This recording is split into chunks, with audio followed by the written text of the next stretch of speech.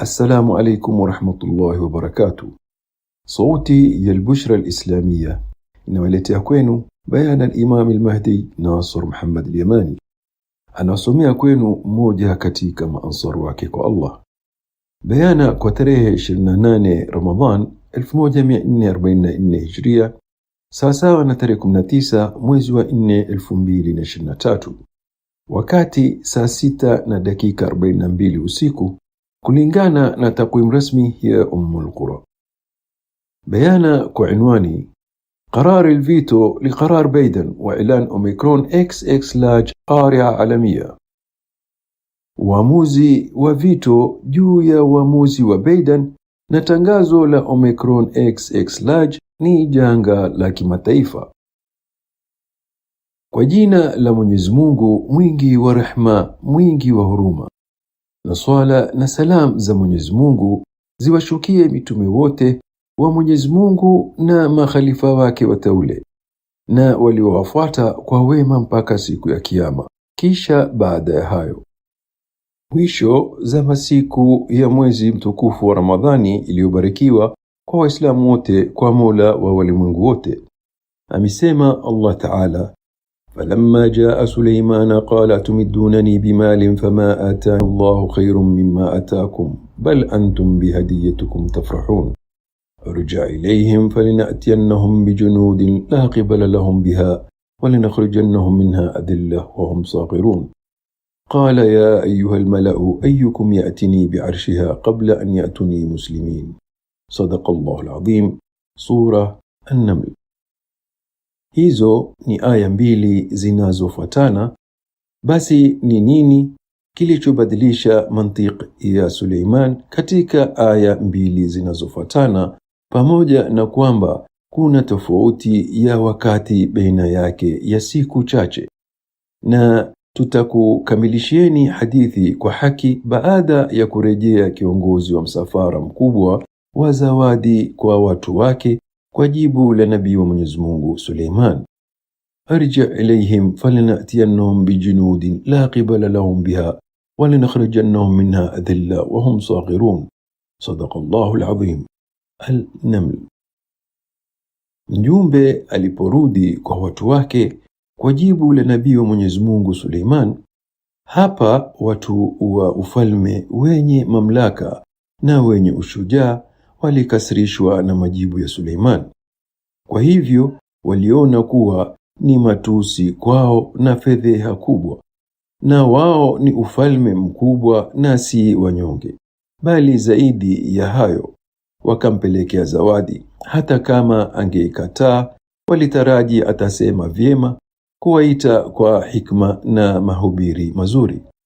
Kwa vile walikuwa bado hawajui wito wake, lakini mfalme Suleiman kuhusiana na wao aliwaudhi sana, na wakakasirika sana kwa majibu yake, kana kwamba hawakusimama. Walimgeukia kwa vitisho, changamoto na maonyo, mpaka akawajibu kwa hasira kali, kwa maneno makali na yenye maudhi utukufu wao, kwa kumwambia mjumbe wa zawadi: irji' ilayhim falanatiyannahum bijunudin la qibala lahum biha walanakhrijannahum minha adilla wa hum saghirun.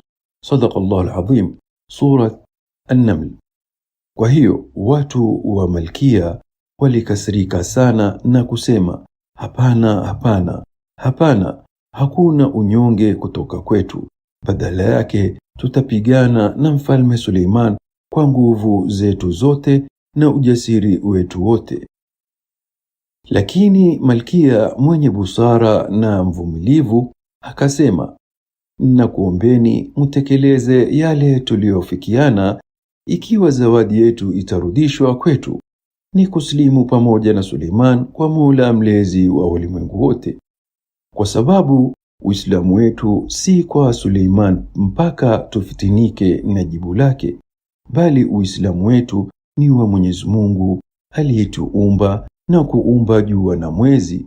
Yeye ndiye anastahiki zaidi kuabudiwa, kwani nilijisalimisha kwa Mwenyezi Mungu peke yake ambaye hana mshirika, na sababu ya kusilimu kwangu haikuwa mtume wa Mwenyezi Mungu Suleiman, lakini ndege aliyenijia kabla ya kubeba ujumbe wa nabii wa Mwenyezi Mungu Suleiman. Basi akanizuia nisiabudu jua, na alikuwa akisimama kati yangu na jua kwenye dirisha la hekalu. Hakutikisika. Kisha nikajaribu wavu mwingine kulisujudia jua, basi akasimama baina yangu na jua na akatoa sauti ili nipate kuelewa kwamba mimi na watu wangu tuko kwenye upotevu ulio wazi wa kuliabudu jua badala yake Mwenyezi Mungu, Mola mlezi wa ulimwengu wote. Basi nilimdhania kuwa ni mjumbe kutoka kwa Mola mlezi wa ulimwengu wote kabla hajaja ni akiwa amebeba barua ya Suleiman. Basi mwangalieni ndege mcha Mungu amesimama kwenye dirisha la baraza la shura akitazama mtajibu nini. Na ninamshuhudia ndege Hudhud huyu, na ninashuhudia kwenu kwamba nashuhudia ya kwamba hapana Mungu ila Mwenyezi Mungu peke yake, hana mshirika, na najisalimisha pamoja na Suleiman kwa Mwenyezi Mungu, Mola mlezi wa walimwengu wote. Kwa hiyo watu watukufu, wajumbe wa baraza la shura, walishangaa kwamba ndege wa Hudhud aliposikia alitangaza kujisalimisha kwake kwa Mwenyezi Mungu, Mola mlezi wa ulimwengu hadharani. Ndipo yule Hudhud akatoka dirishani. Malkia akamwona akilekea kwake, akanyosha mkono wake, akatua kwenye kiganja cha mkono wa Malkia na kuinamisha kichwa kumsalimia Malkia ili kujieleza kwake na watu wake, kuvutiwa kwake na tangazo lake la hadhara la Uislamu mikononi mwa watu wake. Watu wake walivutiwa sana na minendo ya ndege huyu mrembo. Malkia akasema, jisalimisheni kwa Mwenyezi Mungu, Mola mlezi wa walimwengu wote, na mtaona atafanya nini kukuonyesheni furaha yake kama alivyonifanyia mimi hapo awali. Hasira ilipokaa kimya kutokana na majibu ya Suleiman kwa sababu ya mienendo ya Hudhud, kisha wakasimama kutangaza utimilifu wa yale walioafikiana na malkia wao katika tukio la kurudishwa zawadi yao. Wakasema, ewe malkia wetu, unataka tuseme nini? Malkia akasema, semeni, tunashuhudia ya kwamba hapana Mungu ila Mwenyezi Mungu peke yake, hana mshirika, na tumesilimu pamoja na Suleiman kwa Mwenyezi Mungu. Dini ni yake na ikhlasi kwake kwa ajili ya kumcha Mwenyezi Mungu, na hatuogopi yoyote ila Mwenyezi Mungu. Wakasema watu, tunashuhudia ya kwamba hapana Mungu ila Mwenyezi Mungu peke yake asiye na mshirika, na sisi pamoja na Suleiman tumesilimu kwa Mwenyezi Mungu, Mola mlezi wa ulimwengu wote, na wala hatumwogopi yeyote isipokuwa Mwenyezi Mungu. Huyu Hudhud akiruka juu ya vichwa vyao, akieneza mbawa zake kuswali, akiomba Mola wake mlezi, huku akizunguka angani ya baraza la shura juu ya vichwa vyao kutoka ndani. Kisha akatua katika mikono ya kila mmoja wao na akainamisha kichwa chake kuwatolea salamu zake na kuwadhihirishia radhi yake kubwa katika kunyenyekea kwao kwa Mola mlezi wa walimwengu wote. Wakawa wanamshika ndege Hudhud na kumbusu, huku naye akiweka shavu lake kwenye shavu la kila mmoja wao ili kuwadhihirishia mapenzi yake makubwa kwa sababu ya kujisalimisha kwao kwa Mola mlezi wa walimwengu wote, kana kwamba anataka kuwaomba msamaha kwa jibu la nabii wa Mwenyezi Mungu Suleiman. Badala yake ilikuwa kana kwamba alikuwa akisema, nifutie juu ya uso wangu. Kwa hiyo alimeza hasira yao na wakairudia shahada kwa ikhlasi kutoka moyoni mwao. Kwa hiyo waliona unyenyekevu imani ilipoingia moyoni mwao. Kwa hiyo furaha ya Hudhud iliongezeka alipowaona walijinyenyekeza kwa Mungu peke yake.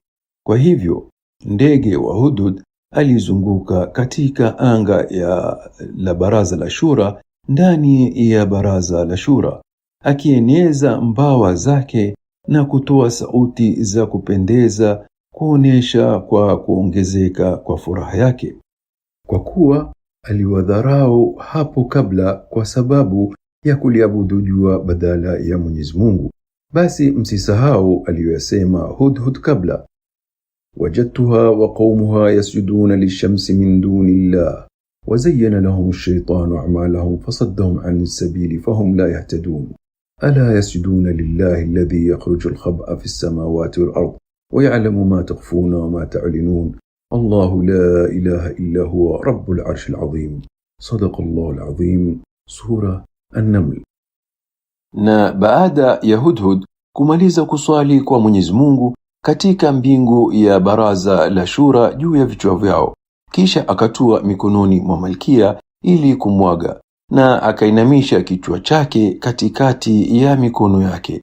Ndipo akajua kuwa anataka kuondoka ili ambashirie mtume wa Mwenyezi Mungu Suleiman kusilimu kwake na watu wake wote. Basi akamchukua na kumbusu na kumshika kifuani na kusema, amani iwe nawe. Basi mwambie nabii wa Mwenyezi Mungu Suleiman kwamba tutamjia tukiwa tumenyenyekea kwa Mola mlezi wa ulimwengu wote, kwa sababu anajua kwamba anaelewa lugha yake, lakini Malkia haelewi lugha yake. Badala yake anatambua anachomaanisha na furaha yake kupitia mienendo yake. Kisha akaruka na kuondoka kwenye Baraza la Shura akilekea kwa mtume wa Mwenyezi Mungu Suleiman. Alikuwa akiendelea kusafiri usiku na mchana ili kumpata nabii wa Mwenyezi Mungu Suleiman kabla hajaanza kuvamia Malkia wa Sheba na watu wake. Alifika nchi ya Sham na kukuta majeshi ya Suleiman katika hali ya tahadhari kabisa, kuhamasishwa kuvamia Malkia wa Sheba na watu wake. Nabii wa Mungu Suleiman alikuwa katika Baraza la Shura, kwa hiyo alitua mikononi mwa nabii wa Mungu Suleiman. Hivyo akasema, pole pole, ewe nabii wa Mwenyezi Mungu, usifanye haraka, kwa maana Malkia wa Sheba na watu wake wote wakaslimu na wakasema, tumeslimu pamoja na Suleiman kwa Mwenyezi Mungu Mola mlezi wa walimwengu wote. Kisha Suleiman akastaajabishwa na kile alichokisikia. Vipi waliacha ibada zao ambazo waliwakuta wazee wao wakizifanya kwa wepesi, na wakanyenyekea pamoja na Suleiman kwa Mola mlezi wa walimwengu wote. Alitoa amri nabii wa Mwenyezi Mungu Suleiman kwa majeshi kufuta utayari wa kuvamia ufalme wa Sheba, na mantiki ya nabii wa Mwenyezi Mungu Suleiman ikabadilika baada ya Hudhud kufika na kumweleza kisa hicho. Hiyo ndiyo sababu ya kubadili mantiki ya Suleiman katika aya mbili zinazofuatana ambazo zinatofautiana sana katika ya mantiki ya nabii Suleiman wa Mwenyezi Mungu katika aya ya kwanza na ile inayofuata kwa mantiki tofauti kabisa. Tumekuelezeni siri ya kubadilisha mantiki ya Suleiman kwamba ni Hudhud na lawama zake kwa nabii wa Mwenyezi Mungu Suleiman.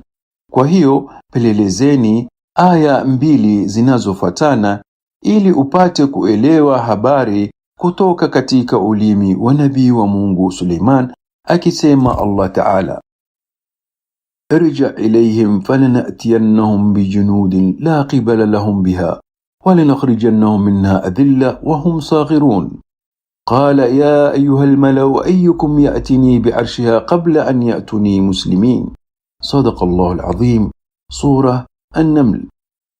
Halafu unakuta Hudhud ndiye aliyobadilisha uamuzi wa Suleiman kwa digrii 180 na kuwa hakurudi hapo awali tangu alipochukua barua ya nabii wa Mungu Suleiman, kwa ukweli kwamba nabii wa Mungu Suleiman alimkabidhi kuangalia kile wanachokirudisha.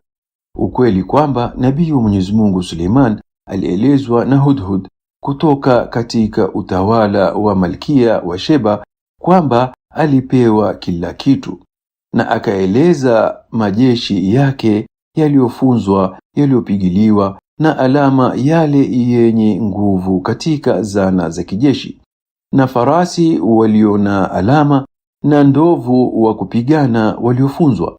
Basi nabii wa Mwenyezi Mungu Suleiman aliogopa kwamba wangemvamia kwa mshangao kama majibu kutoka kwao kwa ujumbe huo, na kwa hiyo ndege Hudhud akamwamuru nabii wa Mungu Suleiman abaki hapo akiingoja watakavyorudi, na akamwamrisha Hudhud kwamba akiwaona wanajiandaa kuvamia ufalme wa Sham, basi amlete habari hiyo ili ajiandae kukabiliana na wao. Sikuona kuwa Hudhud alirudi kumwambia Suleiman kwamba imetumwa kwake na msafara wa zawadi kubwa, kwa sababu Hudhud anaona kuwa hakuna hatari ya usalama katika hilo kwa nabii wa Mwenyezi Mungu Suleiman, na kwa hilo hakufanya hivyo kwenda kumweleza nabii wa Mwenyezi Mungu Suleiman msafara wa zawadi.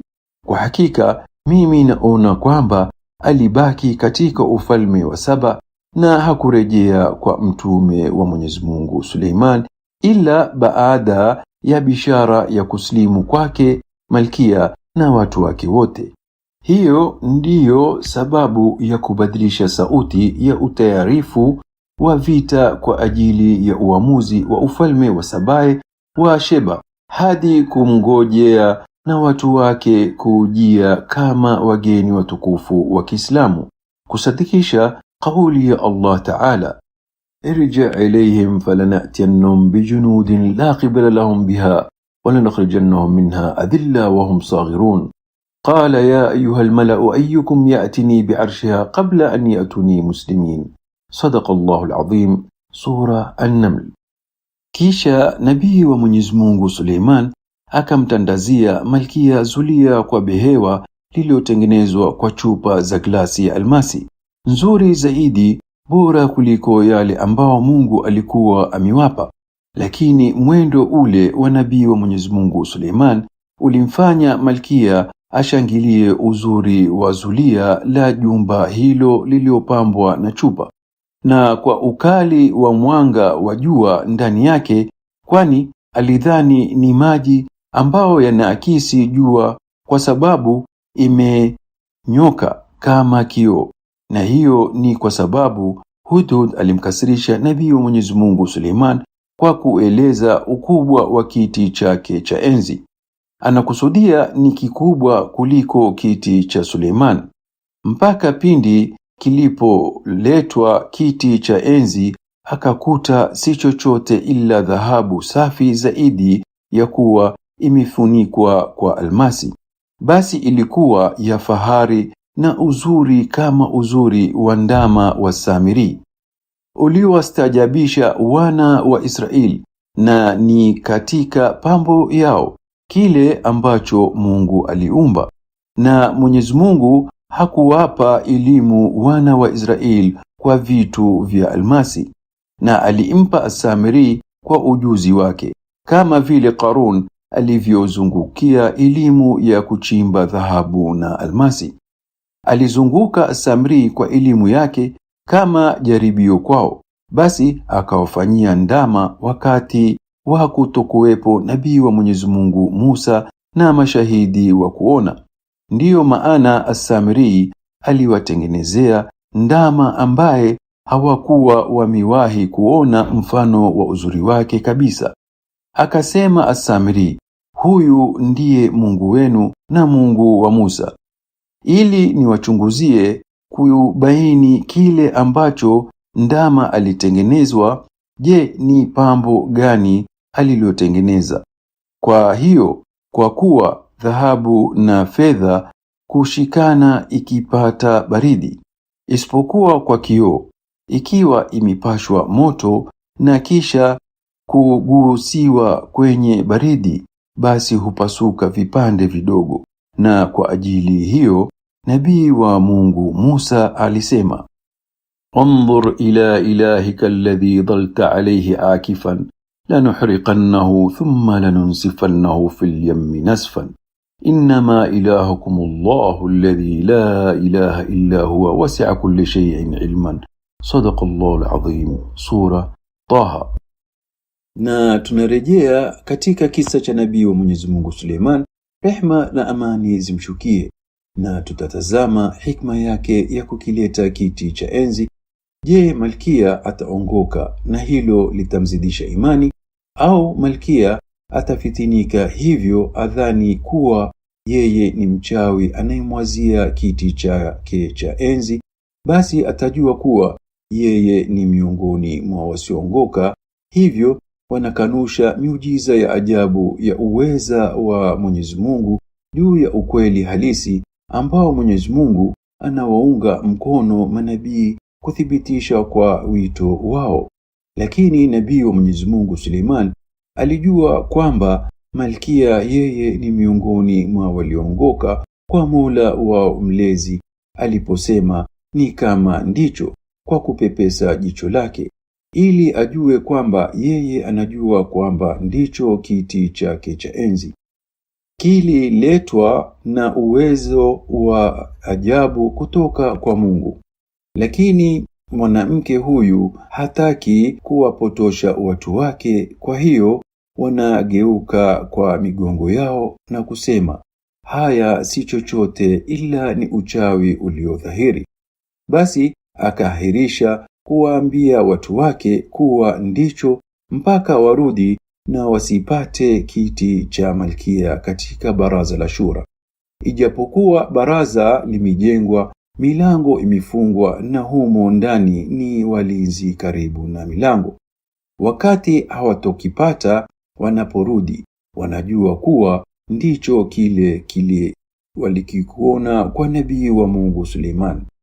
Na ama malkia alijua kuwa ndicho na akasema kama kwamba ndicho, kwa kufumba jicho, ili kufikisha wazo hilo kwa nabii wa Mungu Suleiman kwamba ndicho hicho kiti.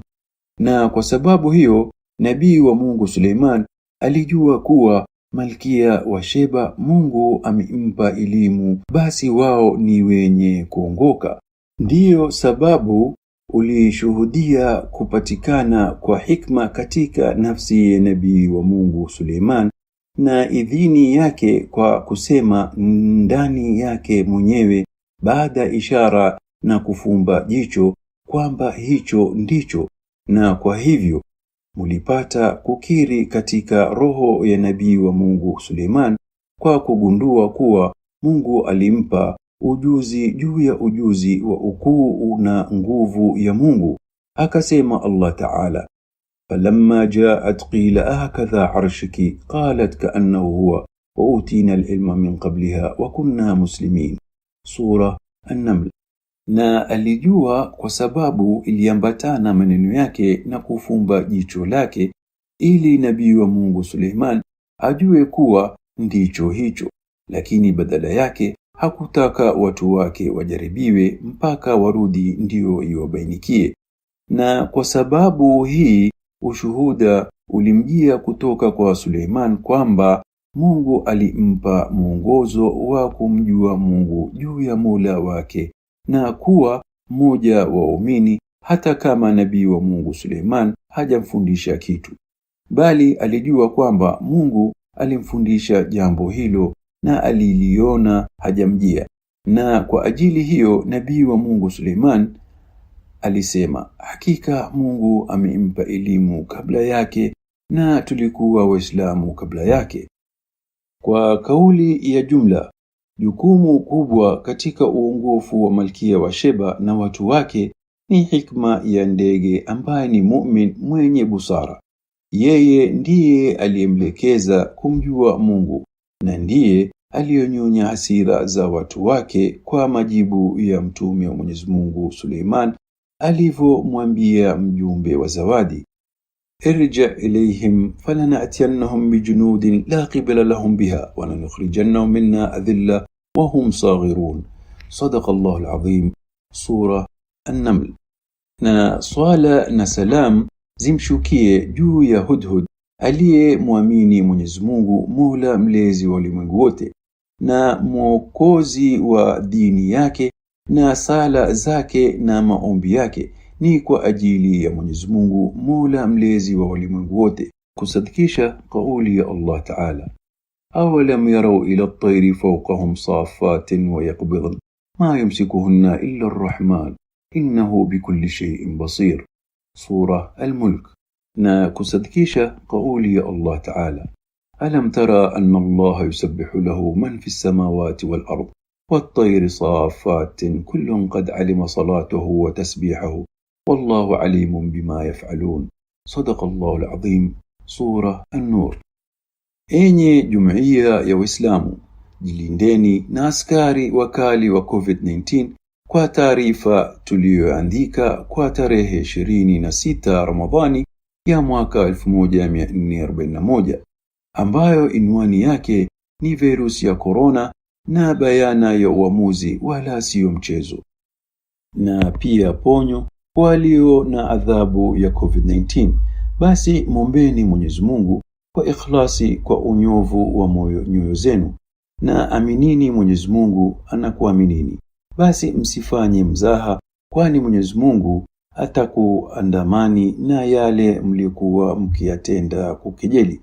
Na mjue kwamba COVID kali imebadilisha udanganyifu wake wakati wa kiangazi katika msimu wa joto, ili kulipua wale wanaoita homa ya msimu wa baridi, na kwa ajili hiyo itawavamia ulimwengu makiangazani katika joto. Na ewe Raisi wa Marekani Joseph Biden, ambaye alitangaza kumalizika kwa dharura ya korona, lakini imetangulia fatwa kwako katika kauli iliyotangulia kwamba Mwenyezi Mungu ataizidisha nguvu Omicron ili muitangaze ni janga la dunia. Na Imam Mahdi Nasr Muhammad Yamani hakuwa miongoni mwa waongo, na kwa ajili yake Mwenyezi Mungu atazitisha shingo zenu na China na Mahinduras wa India, na hali wao wamenyenyekea hata wawe wakubwa kiasi gani. Fa wallahi wa tallahi atawadhalilisha pamoja naye kiburi cha wafanyao kiburi. Mche Mungu ewe Joe Biden, na uwe miongoni mwa wenye shukrani na amani. Fa wallahi wa tallahi wa billahi al-azim utatandaza zulia jekundu kumpokea Imam Mahdi Nasr Muhammad Yamani, khalifa wa Mungu wa ufalme wa ulimwengu. Na siku ziko baina yetu, na nitaona na mtaona Nasr Muhammad al-Yamani mkweli zaidi, au alikuwa miongoni mwa wachezaji. Hukumu ni ya Mwenyezi Mungu, mbora wa mahakimu. Hamwezi vita vya askari ya Mungu ya kikorona, wala hamuna namna ya vita vya ulimwengu vya Mungu. Kwa hivyo nini nguvu zenu mbele ya uwezo wa Mungu? Subhanallah al-azim. Hamwezi kutambua kuwa mimi ni khalifa wa Mwenyezi Mungu Mahdi, ambaye ninajua zaidi kwa Mwenyezi Mungu msiyoyajua, mpaka msome msururu wa virusi vya korona na siri yake iliyofichika. Na tunatangaza agizo la vito, Mungu akipenda, kwa uamuzi wa White House, na tunatangaza COVID-19 Omicron XX large kuwa janga la kimataifa kwa amri ya Mungu, isipokuwa kwamba askari wa Mungu ndiye washindi. Lakini ninasema, ewe Mwenyezi Mungu, kwa uso wako nimewaacha kwako wale wote ambao lau wangejua haki wangeifuata kutoka miongoni mwa Waarabu na wasiokuwa Waarabu kabisa, na wahukumu baina yangu na wale wanaochukia radhi ya mwingi wa rehma walimwengu kutoka miongoni mwa Waarabu na wasiokuwa Waarabu, na wewe ndiye mwenye kuhisabu haraka zaidi. Na salam juu ya mitume, na alhamdulillah rabbil alamin. Khalifa wa Allah juu ya ufalme wa ulimwengu, al-Imam al-Mahdi Nasr Muhammad al-Yamani.